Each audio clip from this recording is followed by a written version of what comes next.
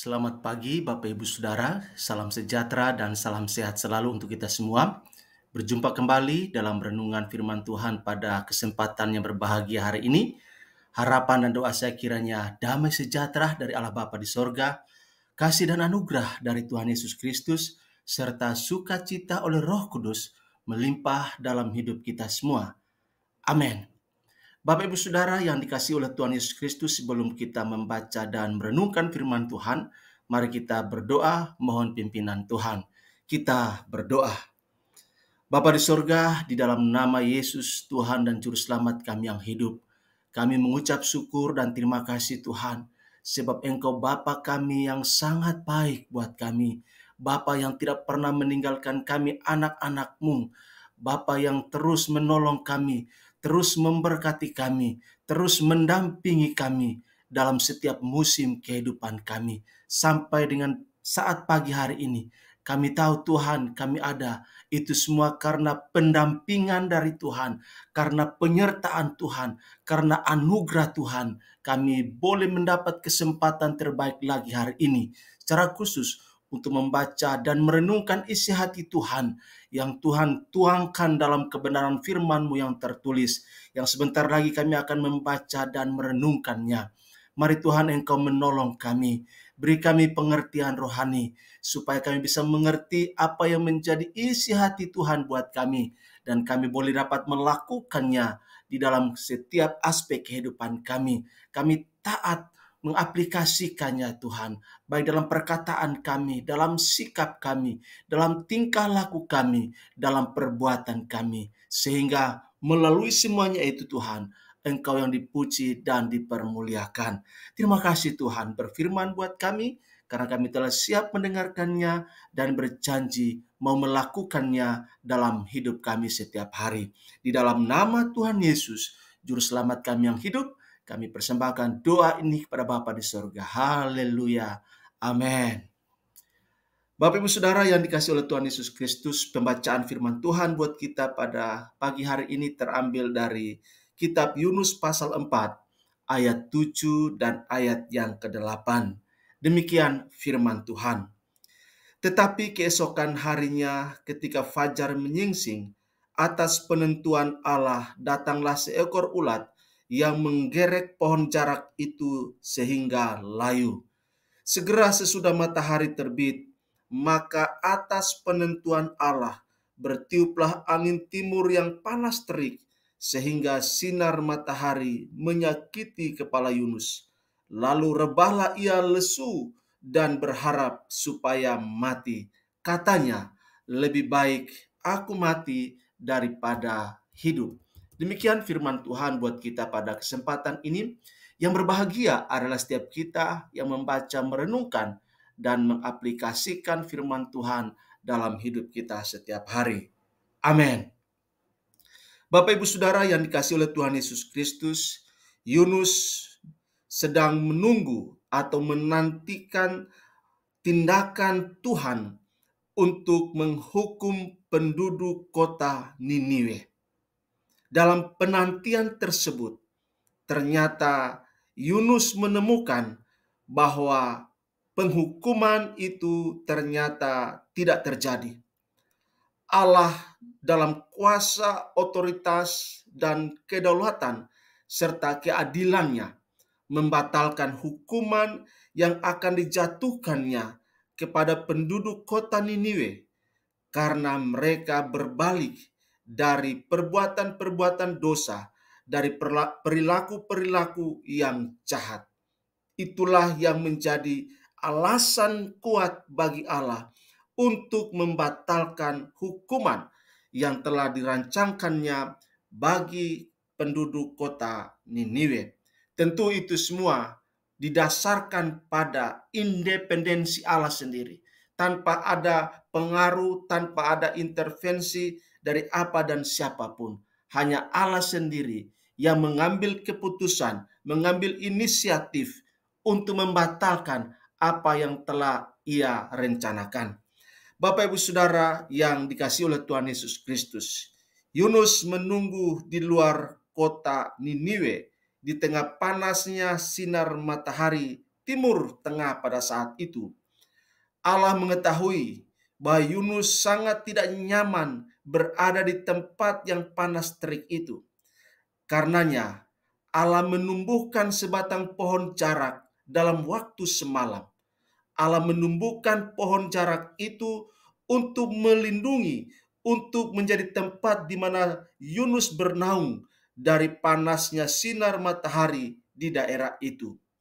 Namun Bapak Ibu Saudara, di luar prediksi, di luar perkiraan, di luar dugaan, esok harinya Allah mengambil kembali pohon jarak tersebut dengan menghadirkan seekor ulat.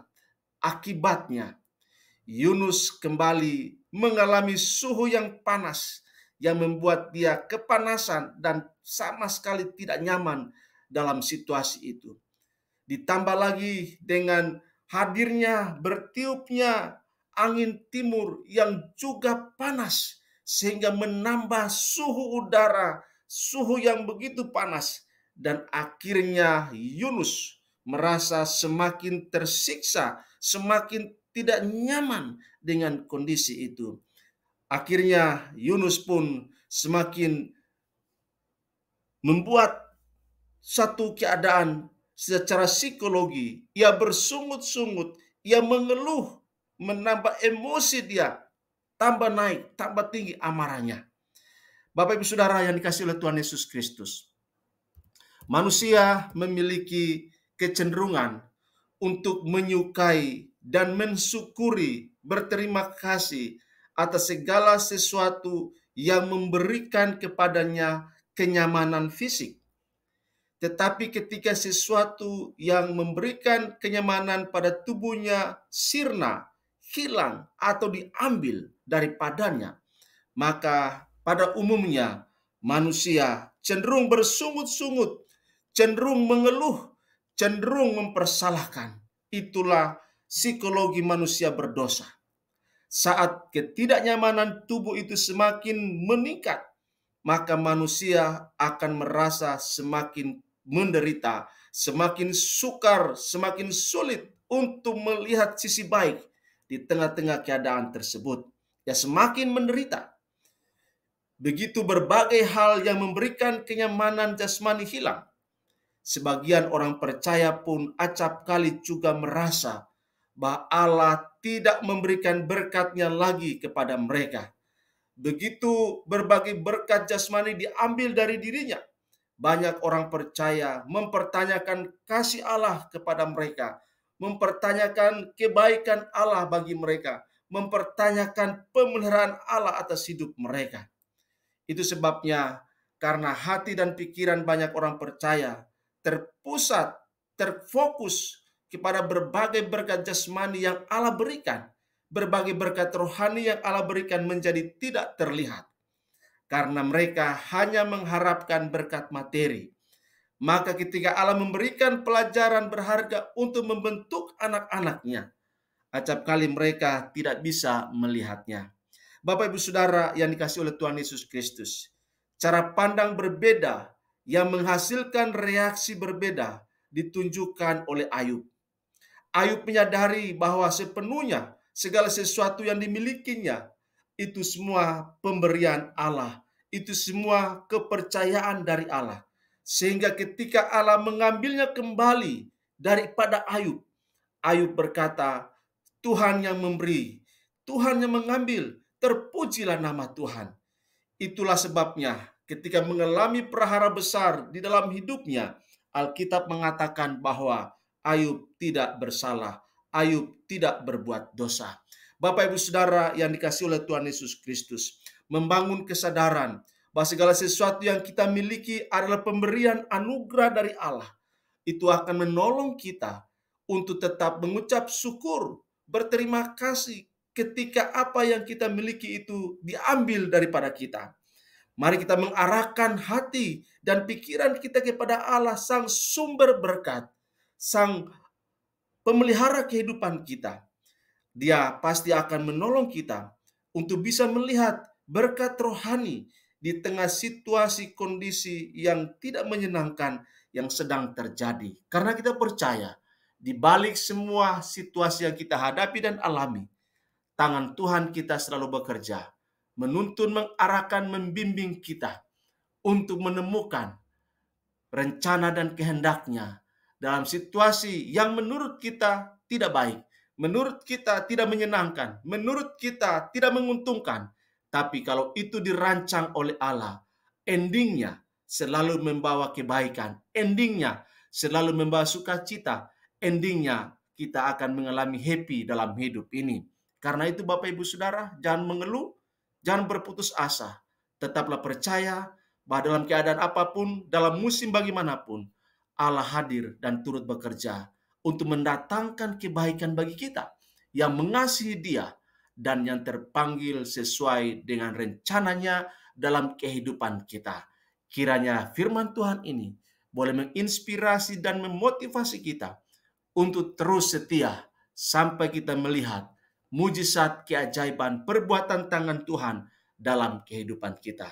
Tuhan Yesus berkati dan shalom untuk kita semua. Amin.